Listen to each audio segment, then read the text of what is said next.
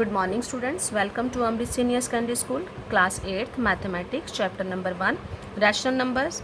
आज हम उसका कर रहे हैं पार्ट नंबर 1।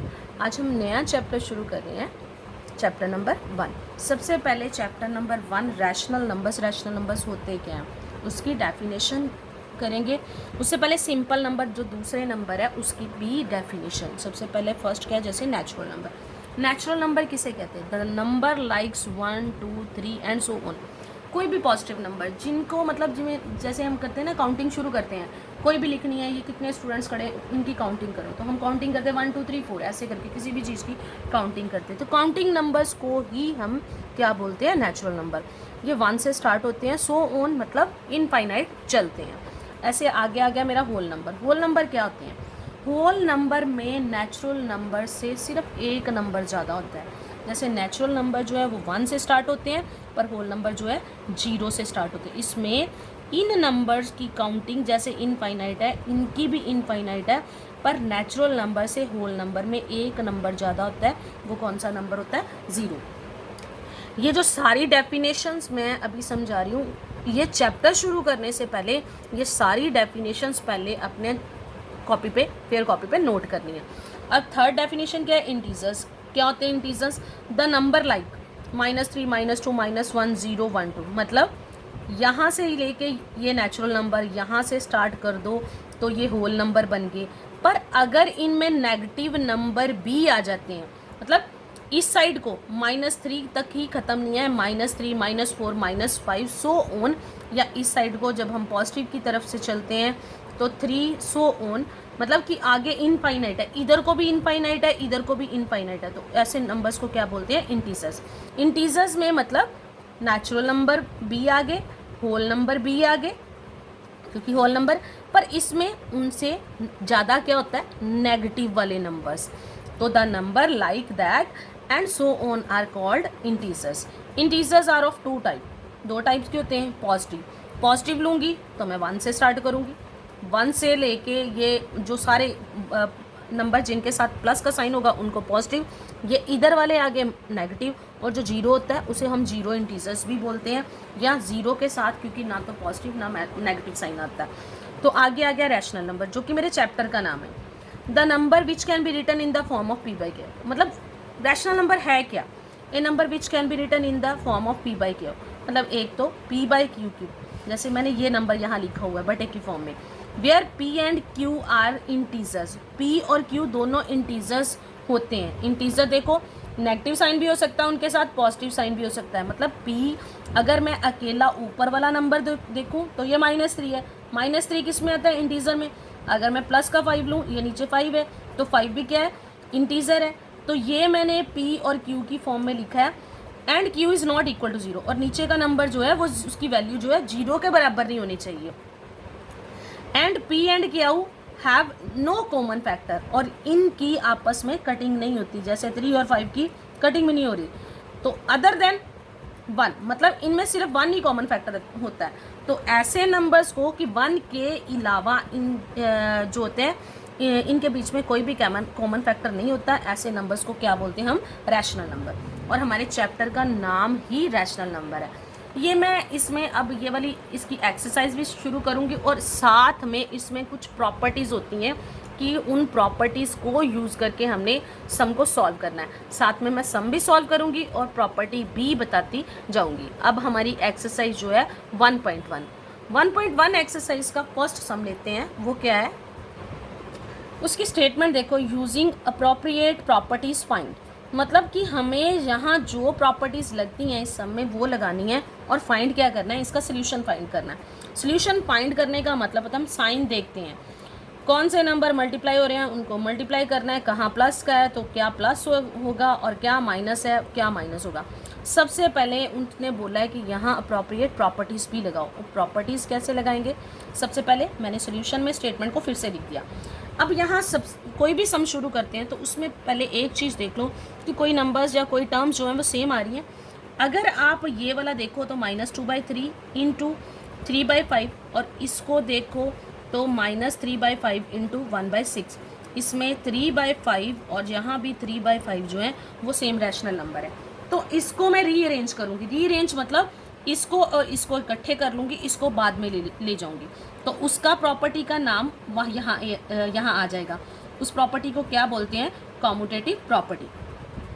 उसका मतलब ही, कॉम्यूटेटिव प्रॉपर्टी का मतलब ही होता है कि इसको रीअरेंज करना। रीअरेंज करने का मतलब कि सेम जो टर्म्स आपको लग रही हैं उनको इकट्ठे कर लो, जिसमें से आप कुछ कॉमन निकाल सकते हैं। अब मैंने यहाँ लिख लिया -2/3 इंटू 3/5। ये इसके आगे ये दोनों जाएंगी, एक नहीं जाएंगी, क्योंकि ये दोनों मल्टीप्लाई हो रही हैं। तो मैं इसके आगे माइनस का साइन था तो माइनस का ही रहेगा, क्योंकि मैं बराबर के साइन के दूसरी तरफ नहीं लेके जा रही, तो इसको मैं बस आगे ले आई हूँ। साइन मैंने वही रखे हैं, -3/5 इंटू 1/6 प्लस 5/2। अब इनमें देखो 3/5 और 3/5 क्या है? कॉमन, मतलब सेम नंबर है। मैं इसको बाहर निकाल रही हूँ। ये हमने जो फैक्टराइज चैप्टर करा है, ये चीज़ अभी मैंने आपको करवा दी हुई है कि कॉमन निकल जाता है। तो सेम नंबर मैंने कॉमन, अब मैंने पता क्या करा है, इसके आगे माइनस का साइन था तो यहाँ भी एक माइनस है, मैंने माइनस का साइन भी कॉमन निकाल लिया और 3/5 भी कॉमन निकाल लिया।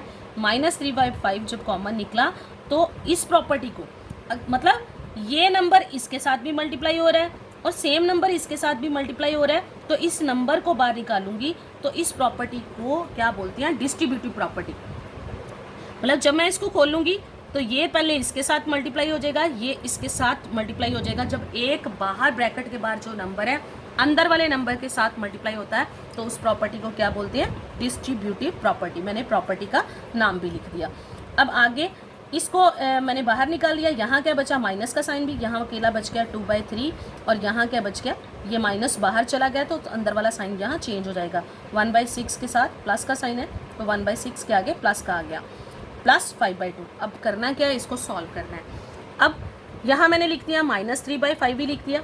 अब इनका एलसीएम 3 और 6 का एलसीएम कितना आ गया? 6 को 3 से डिवाइड करेंगे 2, तो ऊपर भी 2 है तो ये 2 से मल्टीप्लाई हो गया। अब ये जो एलसीएम है 6, ये किससे मल्टीप्लाई डिवाइड होगा? 6 से, कितना आ जाएगा? 1। तो ऊपर कितना है? 1 इंटू 1 प्लस बाद में जो नंबर है 5/2 वो एज इट इज़। 2 का 4 प्लस 1 1 सा 1/6 -3/5 बार वैसे ही ये मल्टीप्लाई हो रहा है और 5/2 इसमें प्लस हो रहा है। अब -3/5 प्लस आ गया, सॉरी मल्टीप्लाई आ गया। 4 में 1 प्लस करे 5/6। अब ये मल्टीप्लाई है, इनकी कटिंग हो सकती है, जिनकी कटिंग हो सकती है हमने उनकी कटिंग करनी है। ये देखो 5 से 5 कट गया, 3 1s का 3 और 3 2 का 6 प्लस 1/2। अब यहाँ आ गया मेरे पास -1/2 प्लस का साइन बीच में, क्योंकि इसकी कटिंग होने के बाद प्लस 5/2। अब फिर से एलसीएम, दोनों का एलसीएम कितना है? 2। सेम नंबर हो तो ऐसे ही लिख लो और ऊपर वाले नंबर भी एज इट इज लग जाते हैं, क्योंकि 2 से 2 को डिवाइड करेंगे 1, 1 को 1 से 1, फिर 2 को 2 से 1, 1 को 5 से तो 5, ये आ गया। अब ये प्लस का, ये माइनस का, प्लस माइनस माइनस, 5 में से 1 माइनस करें 4, कटिंग होगी, कितना आ गया? 2 इक्वल टू 2 इसका आंसर। अब यहाँ बच्चे इसका फर्स्ट सम के 2 ही पार्ट हैं, इसका सेकंड सम ये मैंने स्टेटमेंट लिख ली 3/5 इंटू -3/7 -1/6 इंटू 3/2 प्लस 1/14 इंटू 2/5। इसमें भी क्या करेंगे? यहाँ भी 2/5 है, यहाँ भी 2/5। सोल्यूशन में मैंने पहले पूरी स्टेटमेंट लिख ली, फिर मैंने चेक करा कि किन में नंबर जो मल्टीप्लाई वाले हैं किन में नंबर सेम आ रहा है, उसको रीअरेंज करूँगी। रीअरेंज मतलब इनको इकट्ठे कर लूँगी, तो उस प्रॉपर्टी को क्या बोलते हैं? Commutative property. तो मैंने एज इट इज़ इसको लिख लिया, ये पहले वाला, और ये 1/14 इंटू 2/3 है, इसको आगे लेगी, इसके आगे प्लस का साइन तो प्लस का ही, मैं बार बार बोल रही हूँ, इक्वल के दूसरी तरफ नहीं लेके जा रहे, बस यहाँ से उठा के इसको यहाँ रख रही हूँ और इसको इसकी जगह पे बैठा रही हूँ। अगर पर मेरे पास इक्वल का साइन होता फिर दूसरी तरफ लेके जाते हैं तो साइन चेंज होते हैं, यहाँ नहीं होगा। इनको इकट्ठे कर लिया और फिर आगे -1/6 इंटू 3/2, प्रॉपर्टी का नाम भी मैंने साथ में लिख दिया, बाय कम्यूटेटिव प्रॉपर्टी। अब इसको सॉल्व करते हैं, दोनों में से क्या कॉमन आ रहा है? 2/5। अब माइनस, इसमें एक ही माइनस है, अब मैंने इसमें, क्योंकि पिछले वाले में उसमें माइनस था, मैंने इसलिए उसमें माइनस भी बाहर निकाली। अब मैंने 2/5 को बाहर लिख लिया, अंदर मेरे पास बच गया -3/7 प्लस 1/14, और आगे -1/6 इंटू 3/2, इनकी कटिंग हो रही, मल्टीप्लाई 3 और 6 की कटिंग होगी, यहाँ मैंने कर दी 3 1s का 3 और 3 2 का 6, और ये 1 1 के साथ मल्टीप्लाई हुआ 1, 2 2 के साथ मल्टीप्लाई हो गया 4। अब ये ब्रैकेट को जब सॉल्व करेंगे तो इनका एलसीएम, अब इनका एलसीएम 7 और 14 का एलसीएम क्या आ जाएगा? 14 बार ऐसे 2/5, 14 को 7 से डिवाइड करेंगे तो कितना आ जाएगा हमारे पास? 2। ऊपर है नंबर -3, तो डिवाइड करने के बाद आया 2, -3 से 2 मल्टीप्लाई हो जाएगा, प्लस आगे 14 को 14 से डिवाइड करेंगे 1, तो ऊपर है 1, 1 1 से मल्टीप्लाई हो जाएगा। अब इनको सॉल्व करके -1/4। यहाँ मैंने आपको पता है कौन सी प्रॉपर्टी लगाई है, जब हम कॉमन निकाल लेते हैं जो नंबर 2 से मल्टीप्लाई, मतलब ये आ गई उसकी स्टैंडर्ड फॉर्म की, खुल के मल्टीप्लाई करके ये आता है, अगर कॉमन निकालो तो ये, तो इस प्रॉपर्टी को क्या बोलते हैं, डिस्ट्रीब्यूटिव प्रॉपर्टी। तो मैंने यहाँ लिख दिया -3/2 इंटू -3 इंटू 2, तो क्या बन गया, ये मेरे पास 6 माइनस का 6 प्लस 1/14, ये -1/4 एज इट इज़, 2/5, और यहाँ 6 में से 1 माइनस करें -5/14, 5 से 5 कट गया, पर यहाँ बचा क्या मेरे पास, -1 बच रहा है, ये ध्यान रखना कि क्या है मेरे पास -1। तो यहाँ क्या आ जाएगा -1, बाई नीचे क्या आ रहा है 7, आ गया -1/4। अब इन दोनों का फिर से एलसीएम आ जाएगा, 7 और 4 का एलसीएम क्या आ जाएगा 28, 28 को 7 से करेंगे तो कितना आता है 4, 4 को 1 से मल्टीप्लाई करेंगे तो 4 ही आ जाएगा, पर माइनस का साइन साथ में आएगा। 28 को 4 से डिवाइड करेंगे तो 7, 7 को -1 से करेंगे तो -7। अब दोनों नंबर के साथ माइनस है, माइनस माइनस क्या होता है प्लस, 7 में 4 प्लस करेंगे तो 11, पर साथ में साइन कौन सा आएगा, माइनस का, तो आंसर क्या आ गया मेरे पास -11/28। फर्स्ट के 2 ही पार्ट थे। अब सम नंबर सेकंड सम नंबर क्या है, right the additive inverse of each, मतलब एडिटिव इनवर्स का मतलब ऐड करने वाला उल्टा नंबर, एडिटिव मतलब ऐड, इनवर्स मतलब उल्टा, वो नंबर जो इसमें ऐड होना उसका उलट नंबर। अब हम क्या लिखेंगे, इसकी डेफिनेशन पहले देखते हैं। एडिटिव इनवर्स बोलते कैसे, किसको है, negative of A number is called additive inverse of A number. किसी नंबर का नेगेटिव उसका एडिटिव इनवर्स होता है, जैसे -a is the additive inverse of a। मैंने बोला नेगेटिव ऑफ ए नंबर, मतलब अगर मैंने कोई नंबर a ले लिया तो उसका एडिटिव इनवर्स क्या होगा, -a, साइन चेंज हो जाता है। अगर मैं सिंपल वर्ड में बोलूँ तो ये अगर प्लस का है तो इसका इन्वर्स में इसी नंबर वही लिखेंगे, साइन उसका माइनस कर देंगे। अगर मेरे पास माइनस का साइन हो तो हम उसको प्लस का कर देते हैं। पर इसके बाद एडिटिव इनवर्स का मतलब एक चीज़ ये होती है कि इसका आंसर 0 होता है। जैसे मैं बोल रही हूँ a का एडिटिव इनवर्स क्या होता है, -a, तो इन दोनों को अगर मैं इकट्ठे करूँगी, नंबर और उसके इन्वर्स को जब हम ज्वाइन करते हैं, a का एडिटिव इनवर्स था -a, इन दोनों को जब करेंगे तो इसका आंसर हमेशा क्या आता है, 0 आता है, क्योंकि एक प्लस का नंबर हो जाता है, एक माइनस का, इसका आंसर है। यही बोल रहा है इस सम में ये पता करना, और बहुत ही इजी चैप्टर और बहुत ही इजी सम है।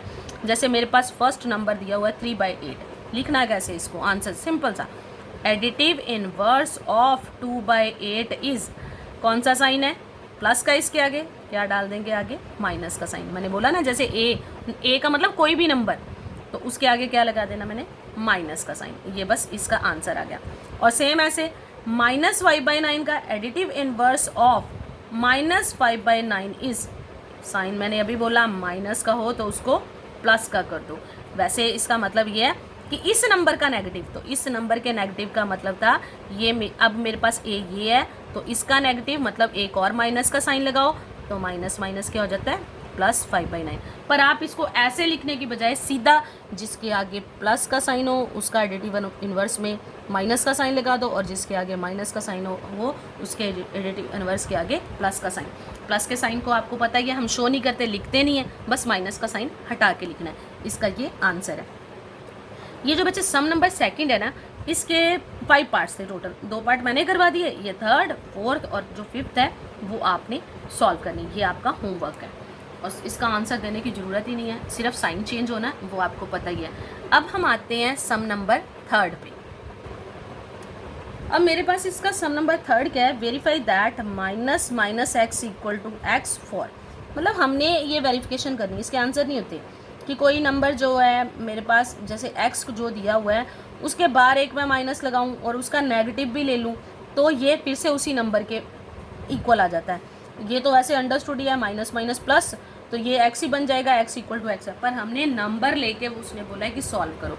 जैसे मेरे पास स्टेटमेंट क्या दी हुई है, फर्स्ट है x = 11/15, तो मैंने इसको करना है, मैंने इस साइड को लेना है, मेरे पास x जिसके बराबर, पहले मैंने माइनस का साइन लगाया क्योंकि ये माइनस, वो कहता है इसको ऐसे प्रूव करो, ये वाला माइनस ये साइन है, अब ये वाला माइनस का साइन b मैंने लगाया, और अब x अकेला x मेरे पास 11/15 के इक्वल है। तो अब मैंने साथ में लिख दिया 11/15। माइनस माइनस जब आप इस नंबर को खोलोगे माइनस माइनस क्या हो जाएगा प्लस, तो ये सॉल्व करके क्या आ गया आपके पास 11/15। तो आपके पास इक्वल टू एक्स मैंने लिख दिया, इक्वल टू एक्स मतलब ये आपको 11/15 ही दिया हुआ था, बहुत ईजी सी सम है। तो एक्स ही आ गया ना, मतलब बाहर एक माइनस लगा दो एक अंदर माइनस लगा दो, तो सॉल्व करने के बाद वही नंबर आ जाता है जो आपको दिया गया होता है, equal to x. Therefore minus x equal to x is verified, ये हमने वेरीफाइड कर दिया। ये बच्चे इसका जो सम नंबर सेकंड पार्ट है जो इसका थर्ड का, वो आपने खुद करना है, ये भी आपका होमवर्क है। आपका होमवर्क ये 3 पार्ट और एक ये वाला पार्ट करना है इस सम का, और ये सारे जो सम है ये अपनी फेयर कॉपीज़ पर करके आपने अपनी फेयर कॉपीज़ साथ साथ में कंप्लीट करनी है। और आपको पता ही है जैसे बहुत जल्द आपके एग्ज़ाम भी शुरू होने वाले हैं, और ये सारे चैप्टर अच्छी तरह से रिवाइज़ करने शुरू कर दो।